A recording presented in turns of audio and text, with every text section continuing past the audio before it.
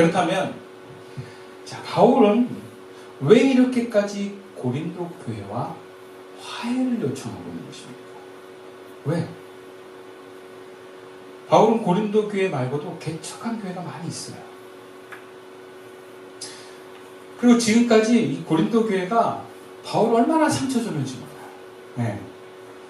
바울이 개척한 교회에서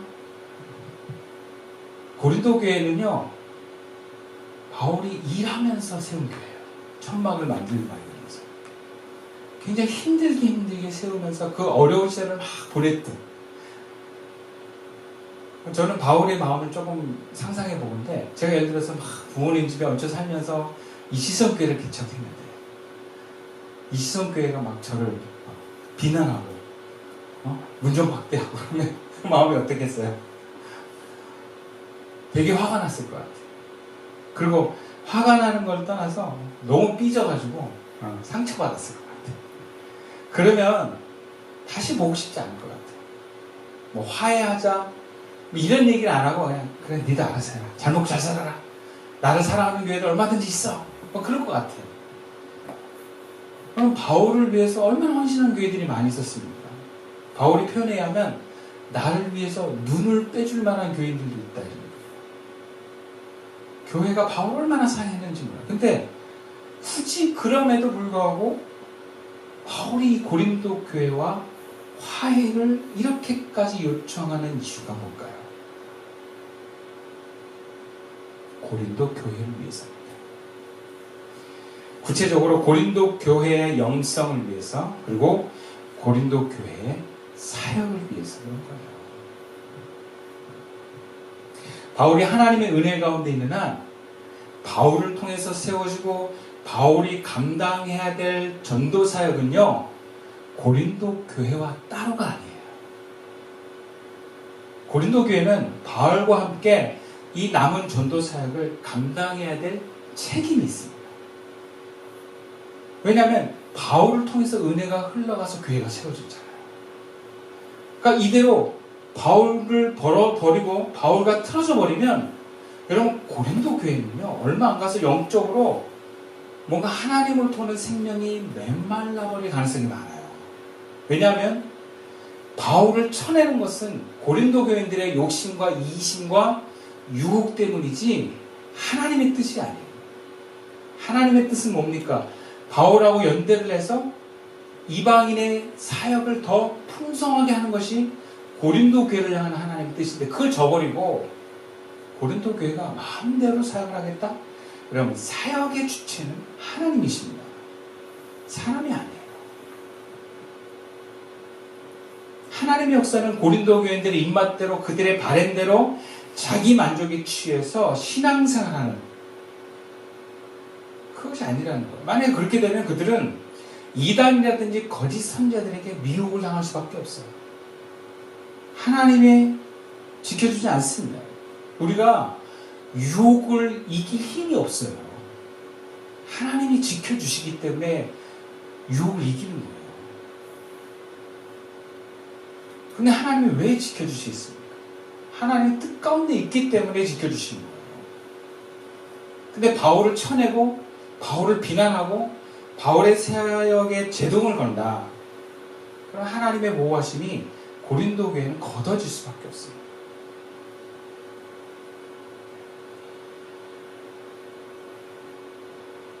하나님의 뜻은 바울을 통해서 역사하시는 그 하나님의 능력이, 그 하나님의 생명이 고린도 교회와 함께 이루어지기를 원하십니다.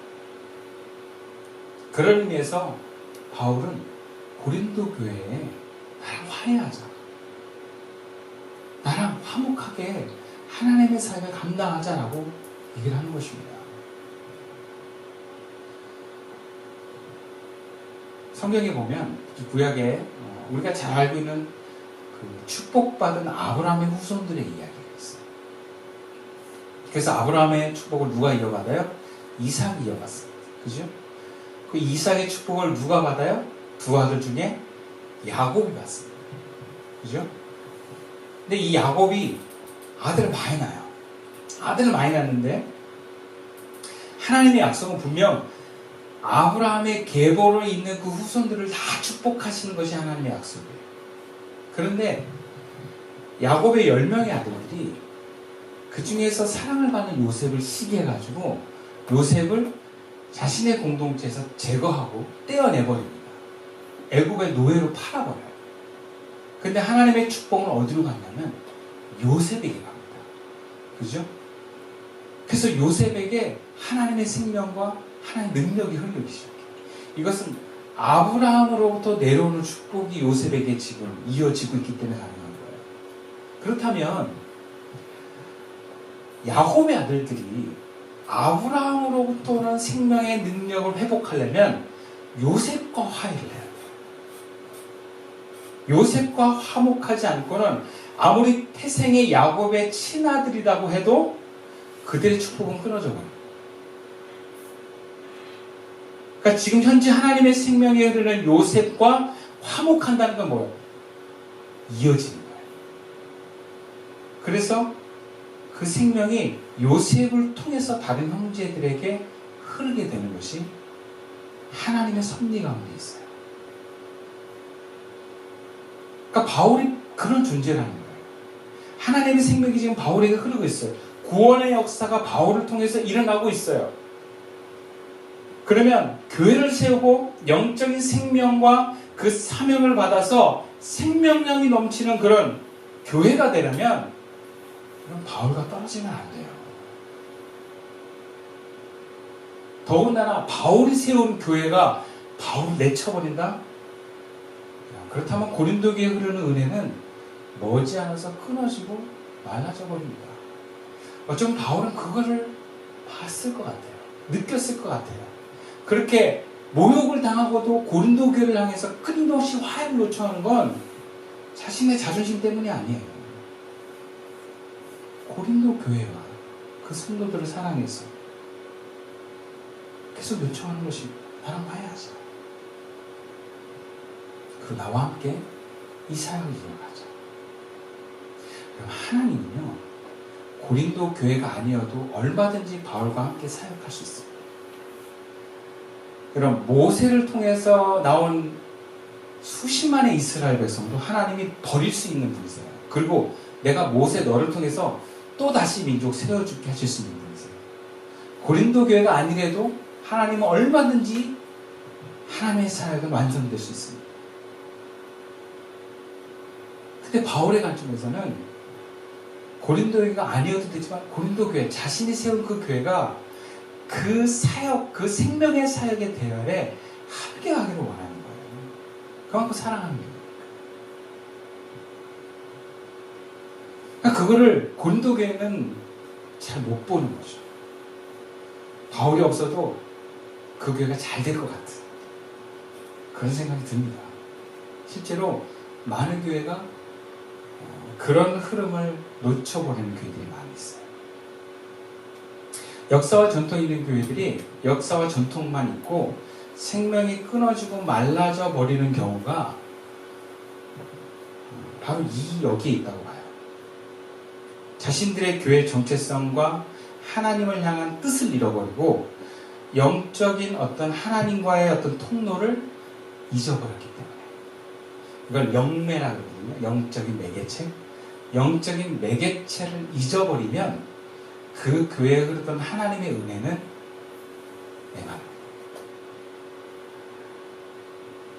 하나님께서는요, 교회마다 베푸시는 은혜가 다 다르고 교회마다 사명이 있어요. 근데 그 은혜와 사명을 버리고 유행을 따라서 혹은 자신들의 의를 따라서 뭔가 새로운 교회를 결정하려거나 방향을 잡다 보면요, 그런 과정에서 일어날 수 있는 게 뭐냐면 기존의 사람들이나 어떤 기존의 교회가 했던 형식을 끊어버리는 경우가 있어요. 그러면요, 은혜가 말라버립니다. 교회는요, 교회마다 하나님이 베풀어 주신 은혜의 물줄기가 있는데 이게 다 다릅니다. 그리고 그 교회가 그 지역 사람들과 하나님께서 주신 은혜에 연결된 사람과 방법이 있어요. 그걸 놓치면 안 돼요. 예. 예를 들어서 고린도 교회는 바울을 놓치면 안 돼요. 그 교회만에 흐르는 어떤 방향성이 있어요.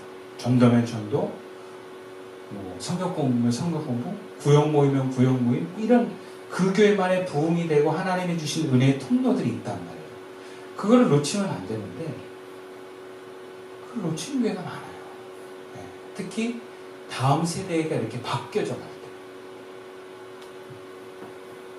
이건 교회뿐만이 아닙니다. 교인들을 만나보면 예전에는 성령과 불이 뜨거웠어요. 은혜가 넘쳤어요.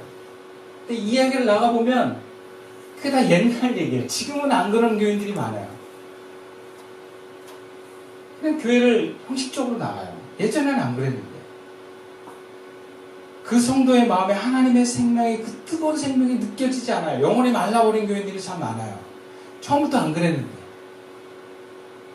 왜 이런 일들이 일어날까요?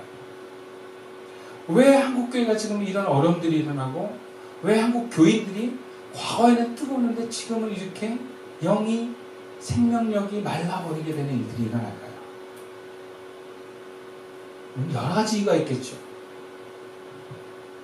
가장 큰 이유가 주님이 내 안에서 주인이 아니라 내가 주인이기 때문에 내가 모든 것을 해 나가려고 하는 마음들이 점점 하나님과의 분열을 만드는 겁니다. 이 분열이 하나님과 나를 이어주는 그 끈이 끊어지는 것 같아요. 그래서 그 분열은 결국 하나님이 나에게 줬던 은혜의 생명을 그 물줄기에서 닫아버리는 거예요. 그럼 말라버려요.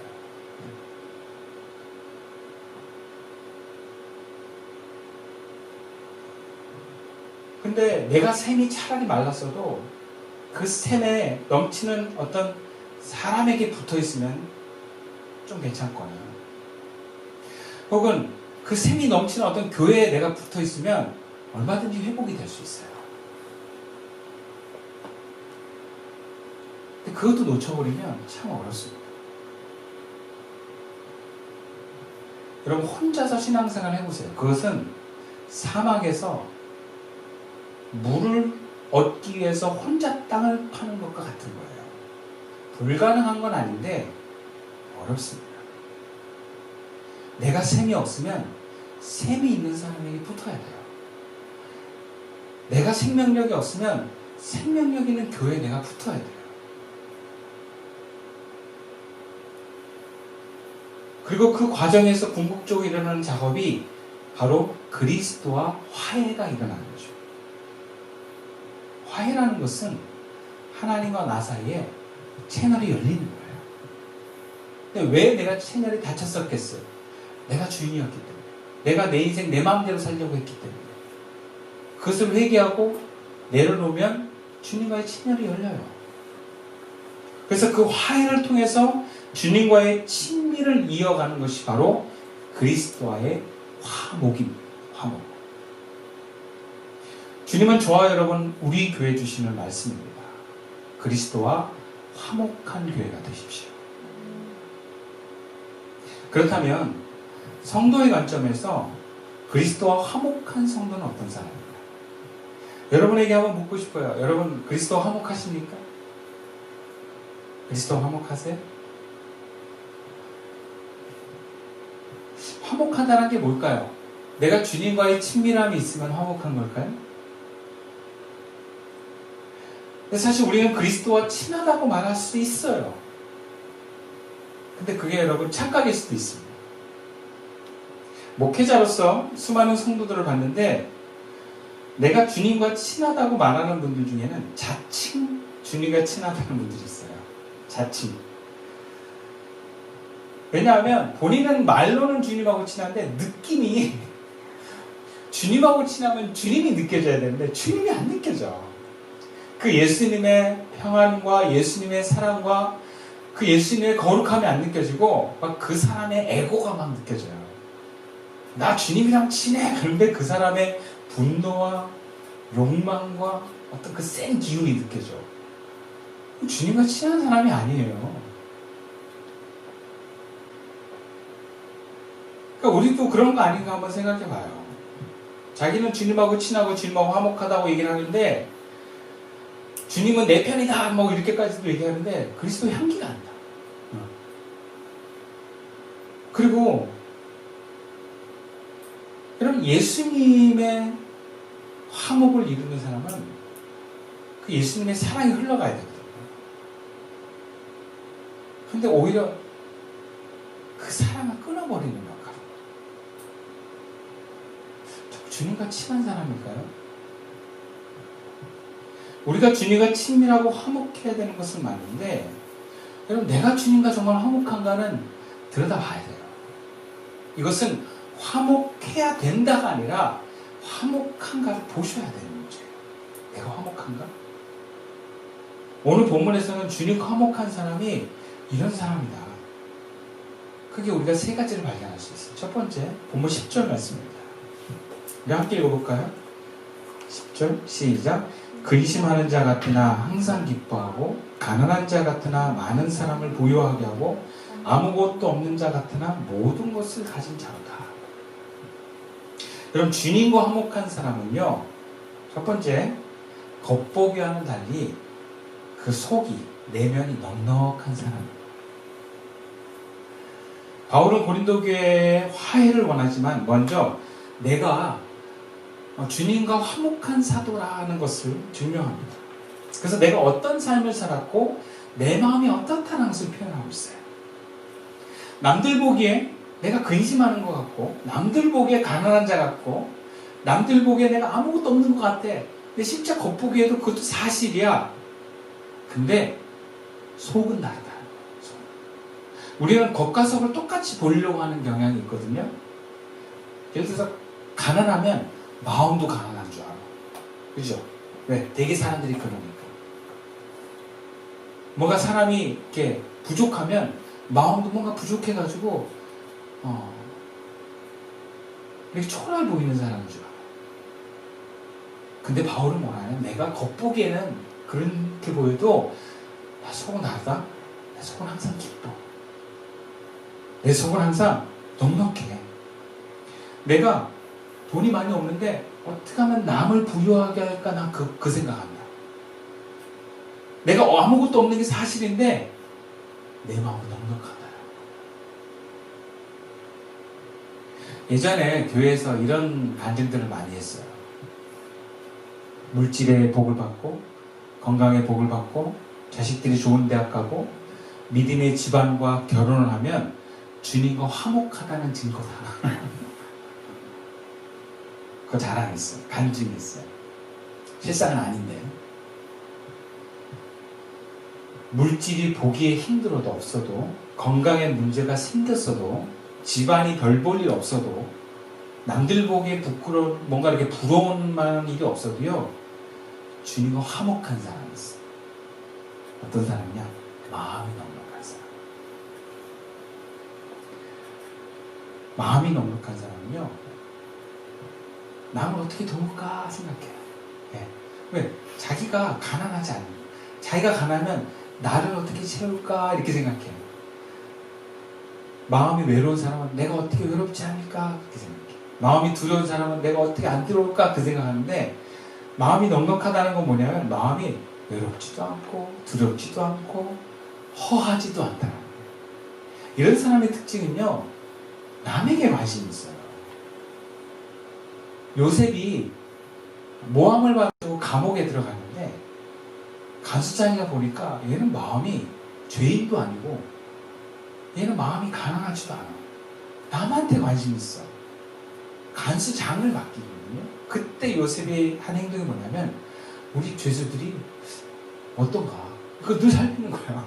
자기 코가 석자인데 자기 언제 죽을지 모르는데도 우리 죄수들이 표정이 안 좋네? 뭐 꿈자리가 좀 이상했어요? 뭐 이렇게 물어보고. 마음이 부유한 사람이에요. 코로나 때 자기도 어려운데 어떻게 괜찮아요? 뭐 힘들진 않아요? 이렇게 남을 걱정해 주면서 이거 하면 진짜 잘 될 거예요. 남의 부유함에 막 이렇게 기뻐하는 사람. 사람들이 남 잘 되는 걸 싫어하는 이유가 뭐냐면 자기 속이 허하고 가난해서 그래요. 그러니까 남 잘 되면 배 아프고 남 잘 되면 시기가 나는 거예요. 자기 속이 허하니까. 자기가 넉넉한 사람은요, 자기를 채울 필요가 없어요. 그러면 예수님이 바로 그런 분이세요. 예수님은 어떻게 하면 이 죄인들이 하나님께로 돌아갈 수 있을까? 이 고통받는 사람들이 어떻게 하면 이 고통을 면할 수 있을까? 자기가 말씀을 막 전하는데 수천 명의 사람들이 배가 고프면 저들은 어떻게 하면 이 배고픔을 먹일까? 그게 예수님 생각이거든요. 왜? 예수님 마음이 너무 가신 거예요. 제 주변에도 제가 분명하게 아는데 코로나로 수입이 하나도 없어요. 제가 아는데. 은행 잔고도 없는 걸로 알고 있어요. 그 주변에 도와주는 사람도 별로 없어. 근데 이렇게 보면은 있어 보여요. 네. 그분이 저를 보자 그러더라고요. 이렇게 만났죠. 내가 밥을 사줘야 될 것 같은 환경인데 밥을 사더라고요. 그리고 분명히 돈이 없는데 카백으로 저한테 허락도 안 받고 금일봉을 보내줍니다. 그래서 야, 이 사람 대단하다. 근데 제가 난 돈 없잖아 이런 말하고 거부할 만큼 초라해 보이지 않았어. 네. 이 사람 넉넉하구나. 넉넉한 것을 흘려보내면 흘려보내야지. 하나도 안 미안하더라고. 그런 믿음이 오니까. 그러면 우리가 만약에 뭔가 막 내 속을 채우려고 하는 거는요, 내가 허해서 그래요. 속이 허한 사람은 뭔가를 자꾸 사요. 속이 허한 사람은 뭔가 자꾸 맛있는 걸 먹으려고 해요. 막 그런 걸 막 찾아요. 이 시대에 사람들이 자꾸 뭐 먹는 거 찾아다니잖아요. 속이 허해서 그래요. 외롭고 허전하고. 그래서 속이 허한 사람은 어떻게든지 사람에게 막 붙으려고 그래요. 외로움을 못 견뎌요.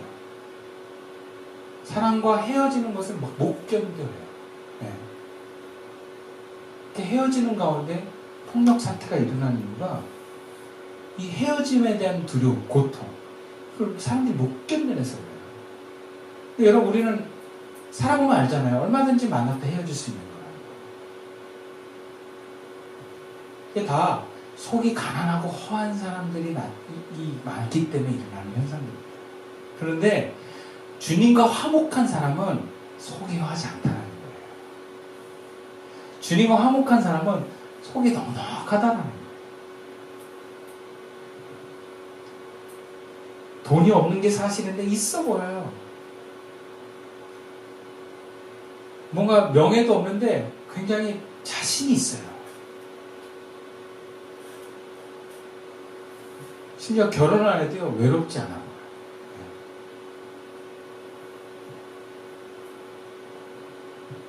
그리고 남의 잘 되는 것에 관심 있고, 함께 기뻐할 줄 알고, 부러워하지 않고, 축복하고, 야, 진짜 잘 됐다.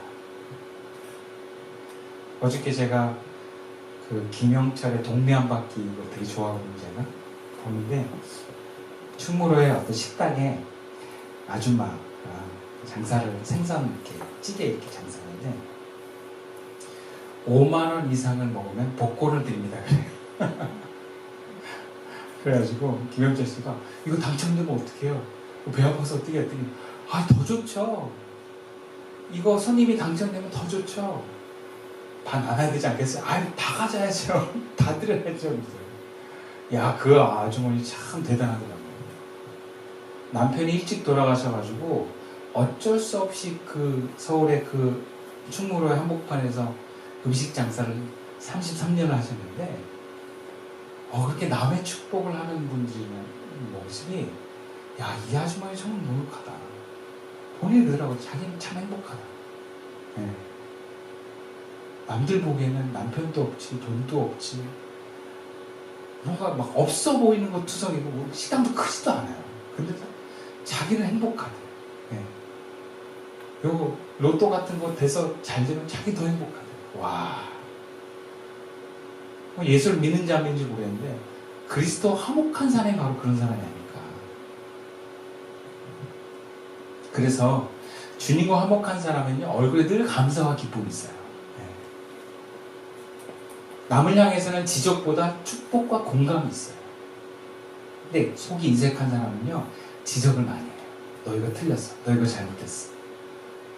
자기가 완벽하려고 하다 보니까 남들이 부족함이 너무 많이 보이는 사람.